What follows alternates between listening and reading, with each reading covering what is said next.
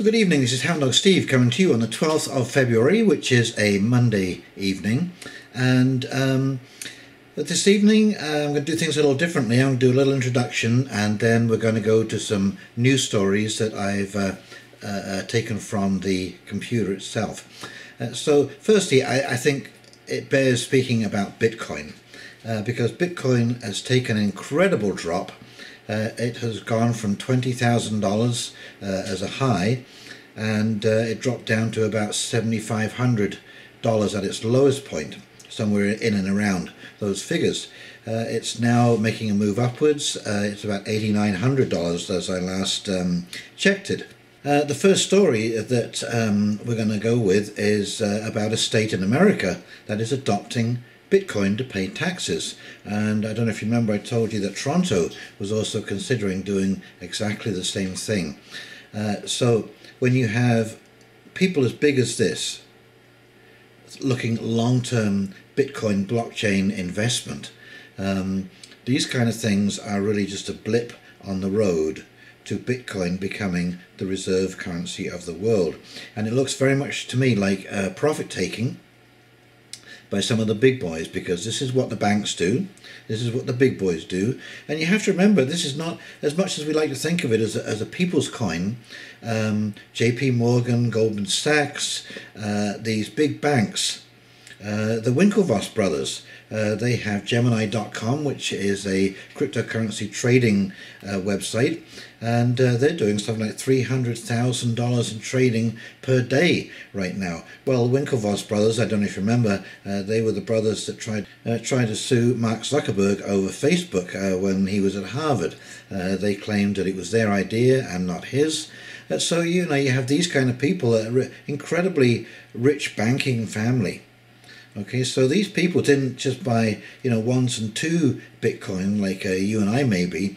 They bought hundreds or possibly thousands of Bitcoin. Okay, and they have the financial backing, and they have access to open the doors to be able to buy and sell large amounts of Bitcoin. So when I look at the volume of Bitcoin during this period, it was awfully volatile. There was somebody who was piling in at the beginning, and as as that stock rises, or as the price rises, and you've got people moving into the market, that's when they start selling, is when you have eager buyers at the top of the market.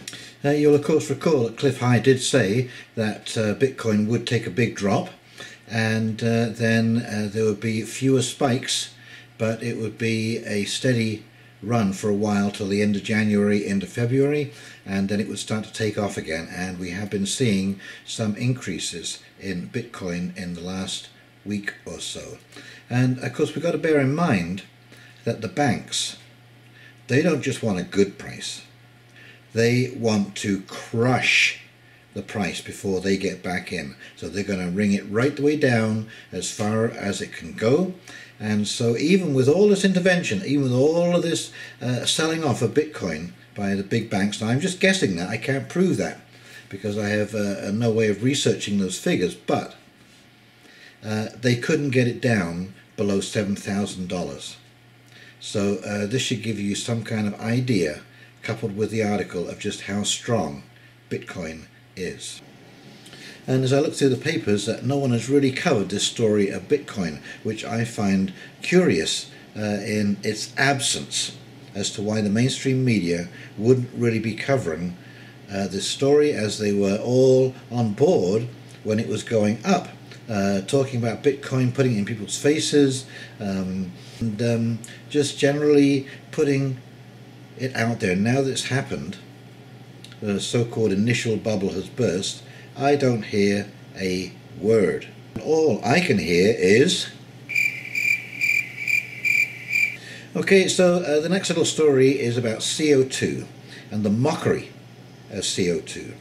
Okay, Caroline Mulroney is running for the leadership of the PCs, the Conservative Party in Ontario, and she was initially supporting a carbon tax because the original leader, Patrick Brown, had it as part of his manifesto. And anyway, the reason that she was supporting it was because the tax was going to pay for other conservative promises. And I'm thinking, like, what? Isn't the carbon tax supposed to go into reducing carbon, not just a cash grab for the political party that is promoting it and supporting it? So I think this is just another indication that, one, CO2 is a complete scam as far as climate change is concerned. The climate change is taking place regardless of CO2. And secondly, that it just shows you how much your government will to try and sell you a wooden nickel. And if we are going to sit down and just take this nonsense, well, then I guess we deserve to be ripped off. But I think we should be speaking out, and we should be speaking out loudly, and there's an election coming up, and I'm hoping that you are going to hold people's feet to the fire over this particular issue. Now, the last story is about dictatorships controlling the internet, and the surprising position that our Prime Minister has taken on the internet and the idea of fake news. And remember, what is fake news? You know, as one man's terrorist is another man's freedom fighter, so one person's fake news is another person's truth. Okay, so who gets to define fake news? How about you have a dictator who puts out news that they were elected with 100% of the vote? Is that true news just because the dictator controls the entire media platform and says that's true? Or is it fake news and anybody who comes up with the real result is true news? Or is that fake news? You see, this is a very dangerous area that we've gotten ourselves into. You know, everything could be considered fake to somebody, and everything could be considered true to somebody. So be careful what you wish for, because you might just get it. So here are the stories, and I hope you enjoy them. So here we go. First story. Arizona Senate passes bill to allow tax payments in Bitcoin. Look at that. Okay, if the bill is adopted, Arizona will become the first state in the US to accept cryptocurrency tax payments by the year of 2020, as stated on the public record. The bill would allow taxpayers of the state to use a payment gateway such as Bitcoin, Litecoin. So you notice those two? Bitcoin and Litecoin, or any other cryptocurrency recognized by the department using electronic peer-to-peer systems.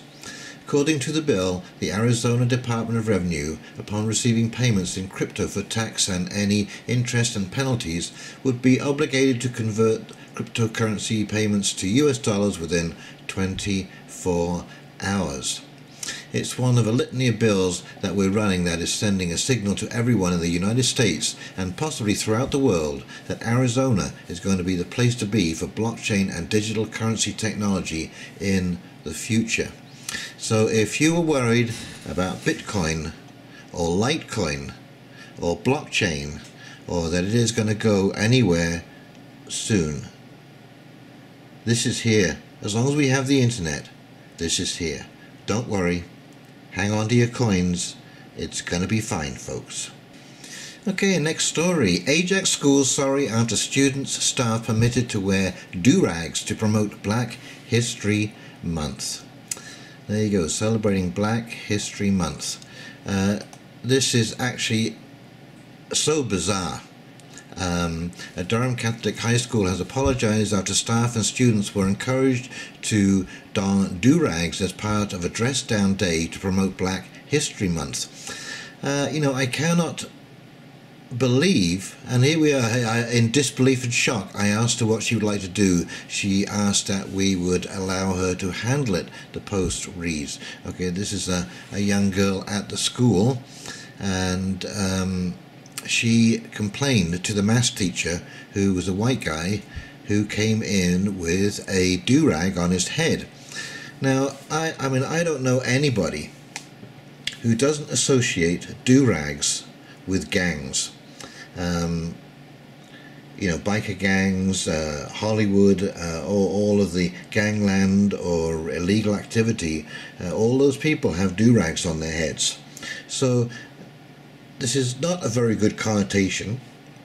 It is what I call virtue signaling to the extreme and amounts to really reverse prejudice.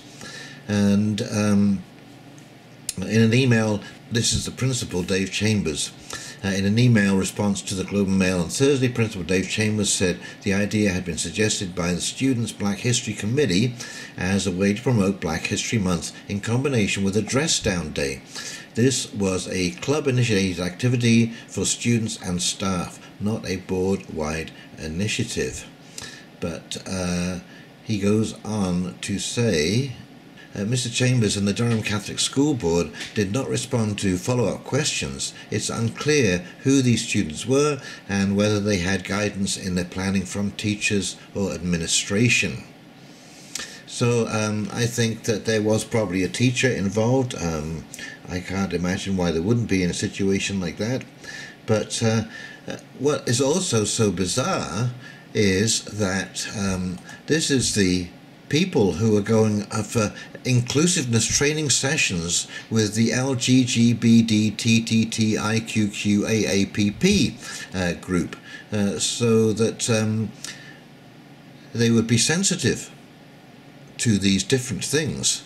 And so for them to not realize that this would be a questionable activity at best, and it certainly would seem to me that well, I would call it patronizing, or patronizing, however you pronounce that. So I think they made a big faux pas here, and I just find it interesting, the source of this activity. So think on. Okay, next story. This is Caroline Mulroney says cutting billions of government waste would offset carbon tax. Okay, so Caroline Mulroney, this is a daughter of the Conservative Brian Mulroney, used to be the Prime Minister of Canada. Now it says that she supports dropping the carbon tax. She said that she was following Patrick Brown's platform of supporting a carbon tax, and now no longer supports it. But I thought this was the telling little statement. And it says, appearing on a stage at a Manning Centre conference in Ottawa, Ms. Mulroney was asked where she would find the roughly $4 billion in carbon tax revenue that her party's platform booked in order to pay for other promises such as income tax reductions. What? Did I hear you correctly? I thought that the carbon tax was to bring in green initiatives, to slow down the use of carbon. So where is the paying for promises? So you're just saying that this is a tax grab by the government. This is what it would have been, a tax grab. So it's just a little revealing piece here. You know, they're selling us a carbon tax as a way to save the planet, but really it is just another tax going into that maw of the government that is just endlessly swallowing up our tax dollars on absolutely ridiculous schemes. You know, if carbon was an issue, it would be going into carbon reduction. Okay, it wouldn't be going into other promises. It would be going into carbon reduction and any means that would achieve that. So we find yet again our government is not telling us the truth. It's just absolutely hoodwinking us, and they ought to be absolutely ashamed of themselves. Okay, so here is the last story. This is for the CPJ, Committee to Protect Journalists, and this is the 10 most censored countries. Eritrea, North Korea, Syria, Iran, Equatorial Guinea, Uzbekistan, Burma, Saudi Arabia, Cuba, and Belarus. No surprises there. In fact, it's almost kind of what you expect from these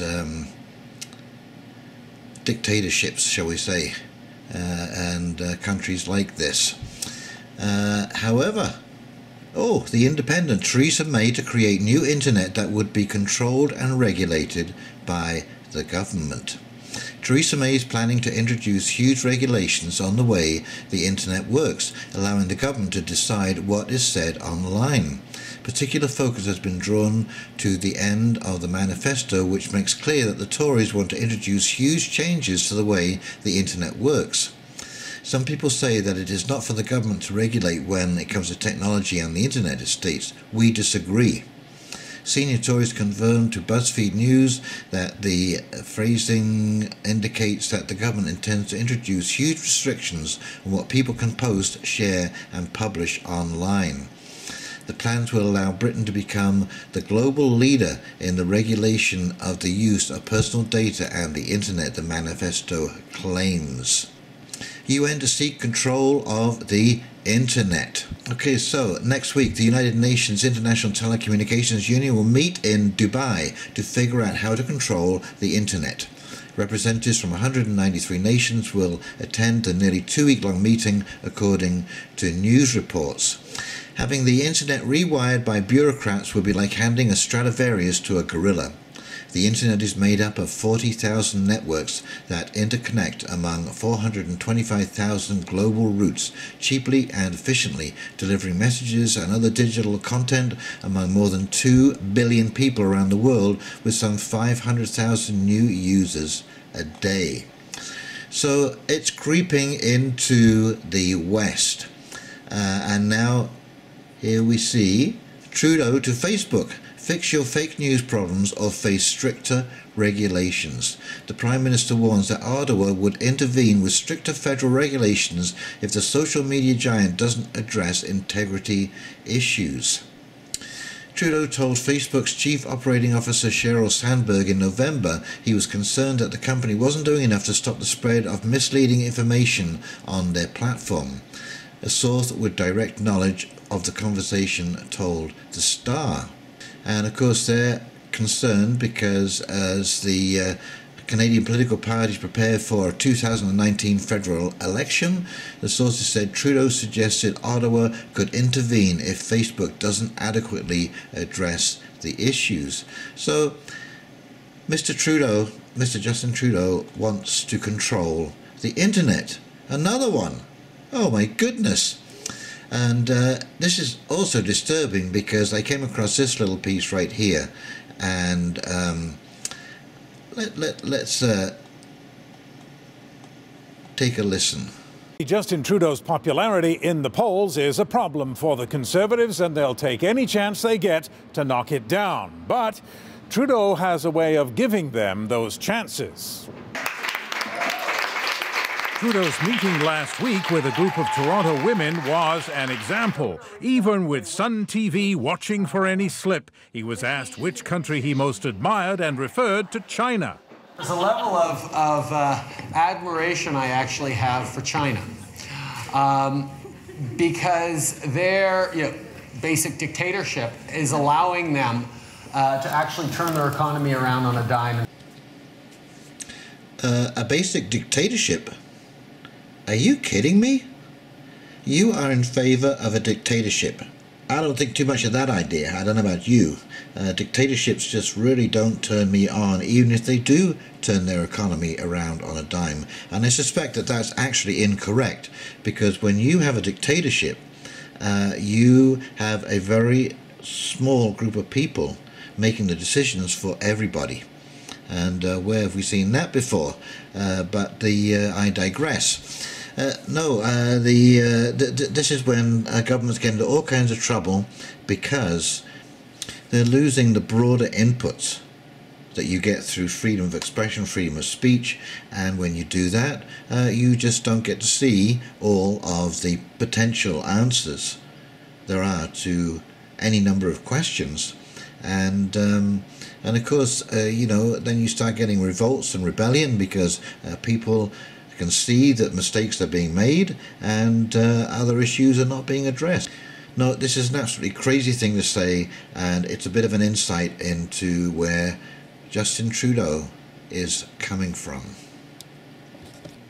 Well, I hope you enjoyed that, and I am going to try and change the format of my news reporting and the things that I see on the internet just slightly, and I think I'm going to do more like this kind of format rather than holding up the newspaper in front of the lens. Although, you know, I mean, this is a very casual, relaxed kind of news reporting. It's a kind of armchair report, and so I don't think either is any different, but I really would like to bone up my skills, because I'm getting kind of envious. Oh, the sin of envy, oh my God. But when I see some of these other videos that people are putting up on YouTube, I am a little envious at the quality that is being put out. Wow. Anyway, we're working on that. We're working on more stories, and I hope you have a great week, and we'll be talking real soon. You take care now. See ya.